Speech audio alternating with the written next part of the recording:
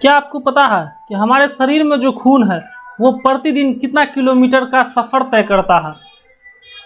अगर नहीं पता है तो आप इस वीडियो को पूरा देखें। हमारे शरीर में जो खून है वो प्रतिदिन 1,92,000 किलोमीटर की सफ़र तय करता है और हमारे शरीर में औसतन 5.6 लीटर खून होता है, जो हर 20 सेकंड में एक बार पूरे शरीर में चक्कर। क्या ये अमेजिंग फैक्ट आपको पता था? अगर नहीं पता था तो चैट सेक्शन में लिखना ना भूले और हमारे वीडियो को लाइक। इंसानी शरीर में जो हृदय होता है वो हर दिन कितनी बार धड़कता है? अगर नहीं पता है तो आप इस वीडियो को ज़रूर देखें।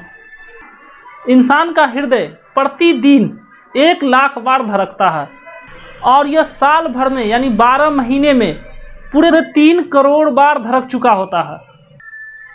और दिल का पंपिंग प्रेशर इतना स्ट्रांग होता है कि वो खून को 30 फुट तक उछाल सकता है। क्या ये अमेजिंग फैक्ट पहले से आपको पता था? अगर नहीं पता था तो चैट सेक्शन में लिखना ना भूले। और ये वीडियो आपको पसंद आई हो तो हमारे वीडियो को लाइक करें और हमारे YouTube चैनल को सब्सक्राइब करें।